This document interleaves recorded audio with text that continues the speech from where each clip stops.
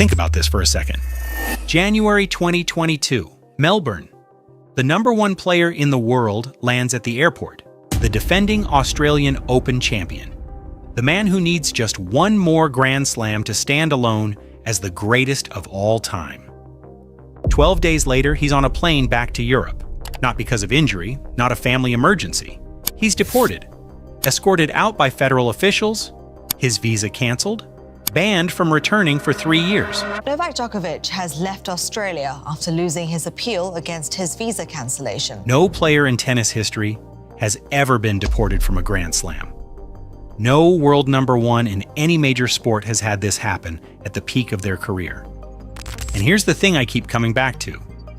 Some people cheered, not a fringe group, not a few angry comments online. A real, visible, public celebration from part of the tennis world when Novak Djokovic boarded that plane. That's the Djokovic story in a single moment, the most decorated champion the sport has ever produced, and somehow a man who still divides opinion like no other athlete in tennis even comes close to. So what's actually going on here?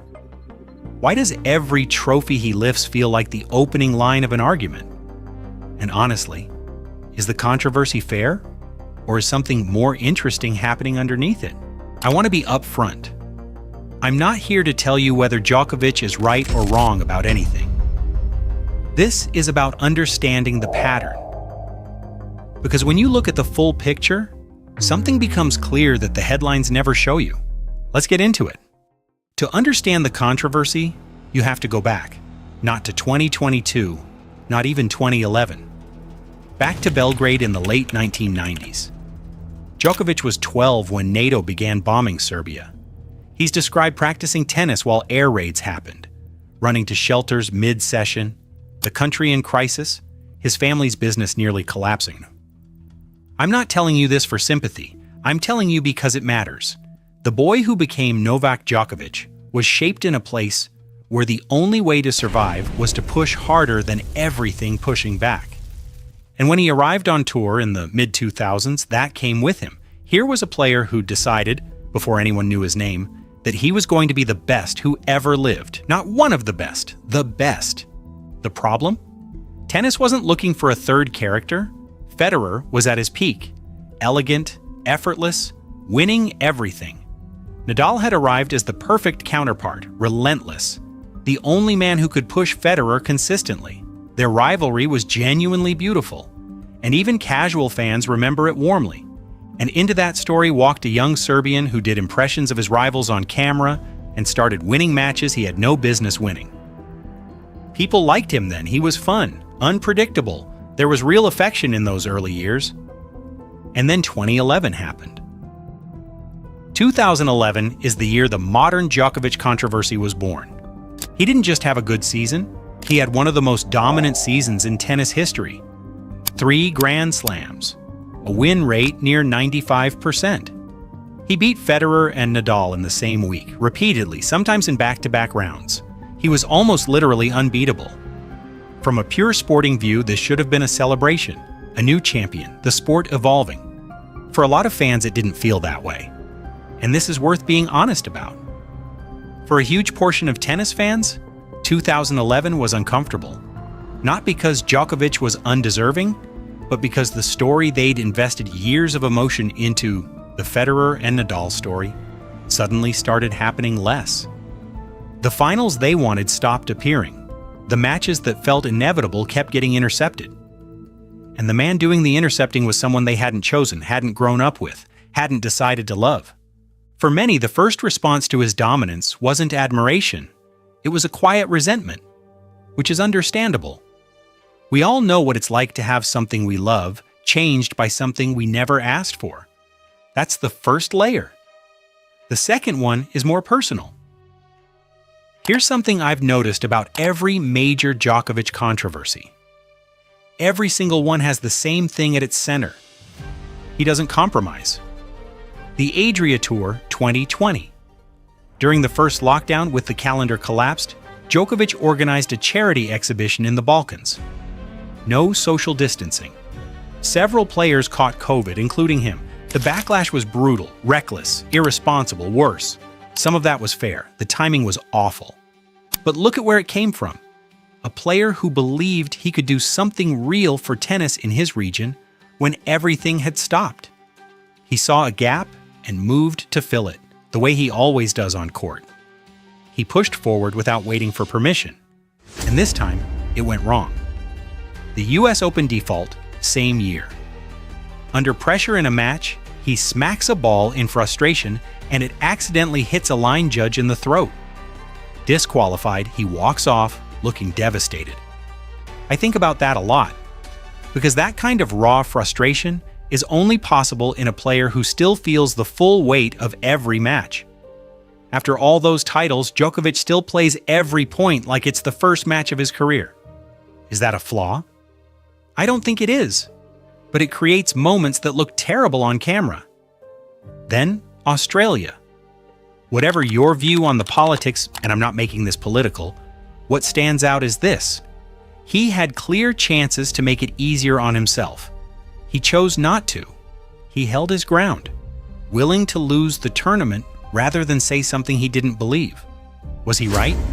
People still argue, but consistent? Completely. The pattern is always the same. Djokovic, fully committed, refusing the middle ground, and the world reacting to the friction. Not because he's a bad person, because he is completely, sometimes inconveniently himself. Now I want to push back, because there's a version of this conversation that's genuinely unfair to him. There's a tendency to treat his controversies as proof that something's wrong with his character, that he's selfish, arrogant, doesn't care about the sport. That reading doesn't survive a closer look. This is a man who rebuilt himself in his mid-20s. Diet, physical prep, recovery, mental training, using methods considered unconventional at the time. He treated his own body as a problem to solve and extended his peak by arguably a decade. He speaks about mental health in sport with a candor that's rare at his level, about the weight of being number one, about doubt arriving before the score says it should. That's not the vocabulary of someone who thinks he's untouchable. He runs a foundation for early childhood education in Serbia. He's funded schools, quietly, across his whole career. And watch him when he loses. He goes to his opponent, looks them in the eye. After the most painful defeats of his life, finals he lost by points, he's genuinely generous. Not performatively. Actually generous. This is a man full of contradictions. Capable of being exactly wrong in a public moment, and exactly right in a private one. And that complexity is precisely what makes him controversial. He can't be reduced to a single story. And our instinct when we can't reduce something is to distrust it. I want to step outside tennis for a second, because I'm not sure this is really a tennis story at all. I think it's a story about what we do with people who refuse to perform likability. The most uncomfortable truth about elite sport is that the athletes who define a generation are almost never the comfortable ones. They're the ones who push against something, who refuse the role prepared for them, who exist too fully, too loudly in a space that prefers its champions grateful and quiet and easy to package. Djokovic has never been any of those things. He grew up in a country the world was bombing. He came to a sport that had already chosen its heroes. He was told his style wasn't beautiful enough, his personality wasn't likable enough, his country wasn't prestigious enough, and he became the most successful tennis player who ever lived. In 20 years, I think the debate over whether he deserves his place will feel strange to look back on. Not because the stats aren't already clear, but because we'll finally have the distance to see what we were actually watching. So is Djokovic controversial? Genuinely, undeniably, yes. But here's the better question. Controversial compared to what? Compared to a version of himself that doesn't exist? One that grew up somewhere easier? Was a little less entirely himself?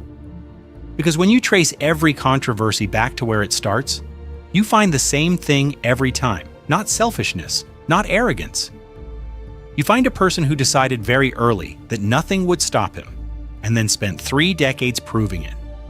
That creates friction. It always does. but it also creates something that takes longer to see and is worth a great deal more than comfort. Let me know what you think in the comments. Has his controversy changed how you see him? Or has it been blown completely out of proportion? I have a feeling it's going to get interesting down there. If you enjoyed this, a like really helps. Subscribe for more deep dives like this one, and I'll see you in the next video.